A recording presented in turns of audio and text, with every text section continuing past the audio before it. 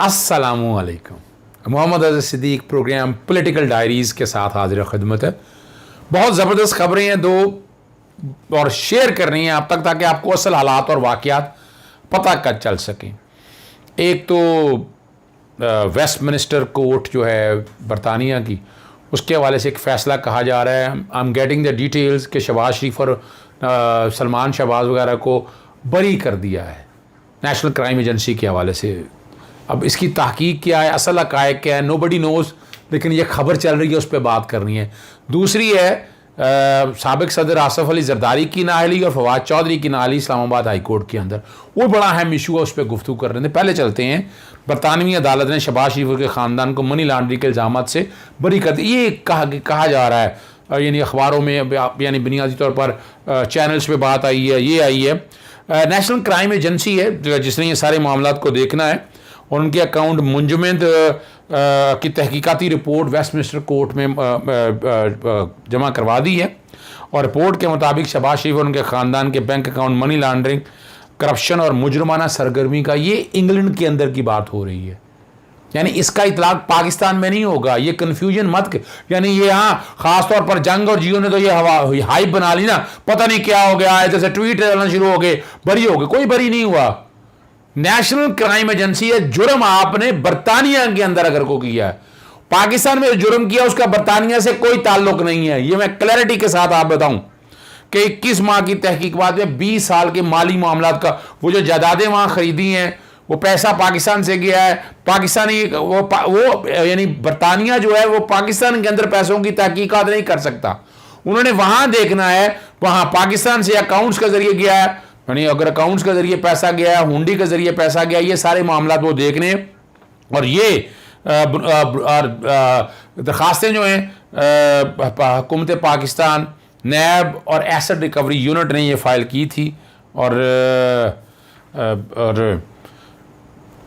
बुनियादी तौर पर बताया यही गया था कि शहबाज शरीफ और बरतानिया और मुत्तहदा अरब अमारात में अकाउंट की छानबीन की गई है। बैंक अकाउंट दिसंबर 2019 में ये बरतानिया के अंदर मौजूद हैं, और बैंक अकाउंट्स को आला दर्जे की तहकीकात से मशरूत किया गया था, जबकि इन अकाउंट्स को पाकिस्तान की बरतानवी हुकूमत से करप्शन का पैसा वापस लेने के लिए दरख्वास्त के लिए मुंतमिद किया। यानी जो पैसा करप्शन का यहाँ अब आपके अगेंस्ट कानून साबित कर दिया यहाँ, जो कि अभी तक शहबाज शरीफ और सलमान शहबाज के अगेंस्ट कोई के फैसला नहीं आया।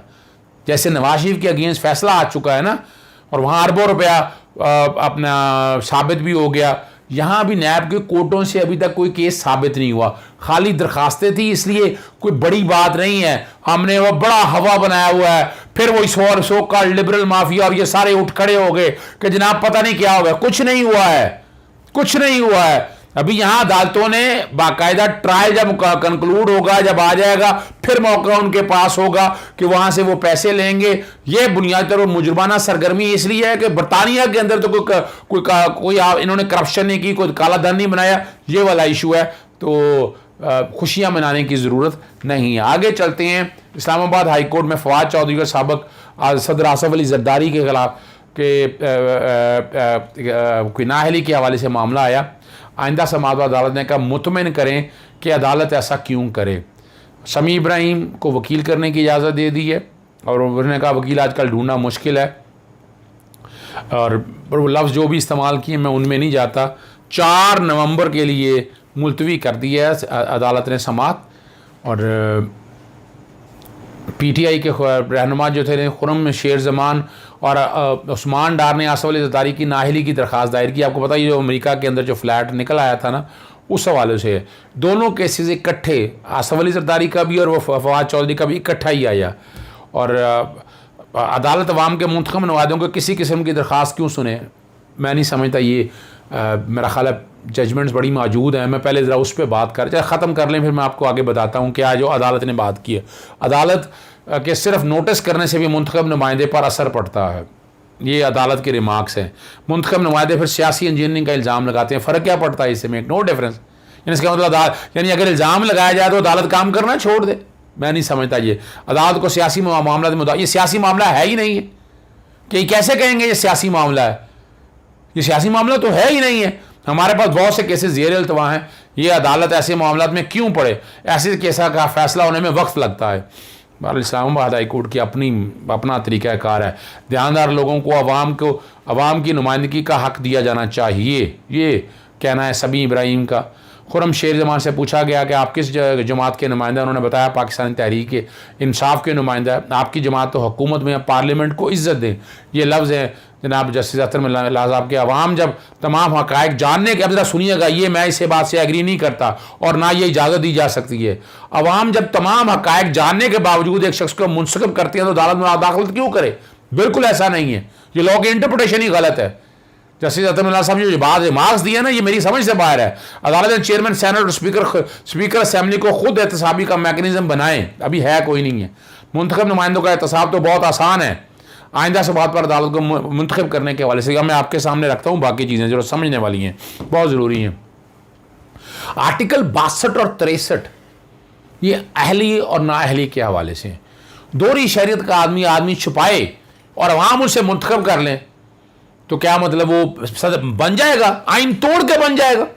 एक आदमी डिफॉल्टर है, एक आदमी को तौहीन अदालत में सजा हुई है, वो छुपा के आ जाए, अब मुंतखब हो जाए तो क्या अवाम ने मुंतखब कर दिया, मुंतखब हो जाएगा? क्या एक आदमी टैक्स का डिफॉल्टर है, वो आ जाए तो क्या मुंतखब हो जाएगा? नहीं, बिल्कुल आइन की मंशा नहीं है। आइन अदालती फैसलों से ऊपर है। 62 और 63 और इतने फैसले यहां मौजूद हैं यहां पर रिकॉर्ड के ऊपर कि अदालतों ने 62 और 63 आइन पर अमल दरामद करना है। अब अवाम अगर फ्रॉड और फरेब से एक बंदा आ जाए सामने तो क्या वो फ्रॉड और फरेब को छोड़ के एक आदमी करप्ट प्रैक्टिस करता है तो आ जाए, मुंतखब हो जाए तो क्या छोड़ दिया जाए? बिल्कुल ये आइन की मंशा नहीं है। यूसुफ गिलानी को मैं आइन का आर्टिकल 62 और 63 आपके लिए बैकग्राउंड पे चलाऊंगा ताकि आपको पता चल सके कि 62 और 63 की कितनी अहमियत है। हाँ, एक अलग बात है कि एक बंदा मुंतखब हो जाए, आइन के आर्टिकल 63(2) के तहत स्पीकर को या सेनेट अपना चेयरमैन सेनेट को इख्तियार मौजूद है, लेकिन यूसुफ गिलानी में अपना स्पीकर नेशनल असेंबली ये इख्तियार इस्तेमाल नहीं किया। मैंने लिखा था उनको, मेरी जो जजमेंट है PLD 2012 supreme court 774, Yousuf Gilani को तौहीन अदालत में सजा हो गई थी, मैंने लिखा अब सजा हो चुकी है। भाई स्पीकर और नेशनल असेंबली और चेयरमैन सेनेट अपने इख्तियारात इस्तेमाल नहीं करते, सियासी जमातों के नुमाइंदे हैं और उन पे बातों पे अमल दरामद करना है तो अदालतों के पास जाया ही इसलिए जाता है ना। इसलिए आइन का आर्टिकल 199 और 184 बड़ा क्लियर है, को वारंटो इसलिए दी गई है। तो ये जो बात, ये जो कंफ्यूजन क्रिएट की जा रही है ना कि मुंतखब कर दिया है, बिल्कुल ऐसी आइन और कानून की मंशा नहीं है, मिसरीडिंग ऑफ लॉ है। जनाब चीफ जस्टिस अख्तर मिल्ला सबको रिमार्क्स देते हुए सोचना चाहिए था ये बात कि वो रिमार्क्स क्या दे रहे हैं। आइन और कानून उन्हें पता होना चाहिए, आइन क्या है, कानून क्या है। बड़ा क्लैरिटी के साथ आइन और कानून बड़ा वाजे है, कोई बहाम नहीं है। इतनी जजमेंट्स हैं इसके अंदर। मैं शॉर्ट नोट में दोहरी शरीयत के हवाले से, जब ये वकला तहरीक में थे, इफ्तिखार मोहम्मद चौधरी साहब ने कई लोगों को नाअहल करार दिया था, रिकॉर्ड की बात है, और ये सुप्रीम कोर्ट ने नाअहल करार दिया था। इस तरह आर्टिकल 62(1) मिस डिक्लेरेशन, आप सादक और अमीन नहीं है, आप सच्चे ही नहीं है, छुपाते हैं चीज़ें, जालसाजी करते हैं, जाली डिग्रियां और कहते हैं मैं ग्रेजुएट हूं, तो क्या ये बात मान ली जाएगी कि एक आदमी फ्रॉड और फरेब करके आए, वो आम से मुंतखब हो गया और उसको जाने दे? बिल्कुल ये आइन और कानून की मंशा नहीं है। मैं वो कुछ फैसले जो हैं आप लोगों के सामने रिकॉर्ड पे, बैकग्राउंड पे, मैं सारे तफसील के बहुत लंबे हो जाएंगे, लेकिन चंद फैसले आपके लिए बैकग्राउंड पे मैं चला दूंगा कि अदालतों का इख्तियार आज भी मौजूद है। वरना इनका आर्टिकल 62 और 63 निकाल दे, जरूरत क्या है सारी बात की? फिर क्या जरूरत है? जो फ्रॉड या फरेब या झूठा मकार, कब्जा माफिया, अपना ड्रग में सजाएं हुई हो, वो आगे लड़ ले, इलेक्शन लड़ लिया, वो आपने मुंतखब कर दिया। बिल्कुल ये मंशा नहीं आइन और कानून की। हम इसको मिस इंटरप्रिटेशन की तरफ लेकर जाते हैं। मैं नहीं समझता था कि इस्लामाबाद हाईकोर्ट चीज़ सबको बड़ा एहतियात से काम करना चाहिए था। ऐसा रिमार्क्स अच्छे नहीं है, ये आपको आइन तोड़ने की तरगीब देते हैं। अब जो अपनी जगह पर मौजूद है, अदालती फैसले मौजूद हैं। अब यहाँ तक आसिफ अली जरदारी साहब का अगर उन्होंने फ्लैट नहीं डिक्लेयर किया तो ये मिस डिक्लेरेशन है ना। अब मिस डिक्लेरेशन, इलेक्शन मुंतखब हो गया हुआ है, लड़के आ गए हुए हैं, अब ये चीज़ रिकॉर्ड पे आ गई और मान भी ली है, तो मिस डिक्लेरेशन है, तो मिस डिक्लेरेशन का कानून अप्लाई करेगा उनके ऊपर। और 62(1) G1F भी देखना है ताकि आपको क्लैरिटी के साथ आ जाए। सगेशियस राइटर्स ऑनेस्ट अमीन, यानी हम सादक और अमीन कहते हैं, इसमें कोई शक नहीं आका है तो जहां हजूर नबी कसम सादक और अमीन के वो स्टैंडर्ड उनके हैं, तो उनकी आपकी जो सुन्नत है वो हमने अमल दमर करना है। क्या मतलब ये तो नहीं कि आके हम सच्चे ना हो, हम झूठ बोल रहे हैं, फ्रॉड करें, फ्रेब करें, दीन ने तो इजाजत नहीं दी है। तो सादक और अमीन के वो प्रिंसिपल की बात नहीं हो रही है। आप झूठ बोलें और आप कहें मैं सच्चा, मैं सच अमल ही ना करूं, भाई सुन्नत रसूल से अमल करना है, कुरान हकीम की आयत पर अमल करना है आपने, आपको सच्चा होना है, ईमानदार होना है। तो ये तो बड़ी वाज़ेह तौर पर इनकी मंशा है। आर्टिकल 227 है, इस्लामी दफात को सामने रखना है, प्रियम्बल है, ऑब्जेक्टिव रेजोल्यूशन सारा कुछ रिकॉर्ड के ऊपर मौजूद है। पूरी दुनिया के अंदर ये बेसिकली सोसाइटल वैल्यूज है।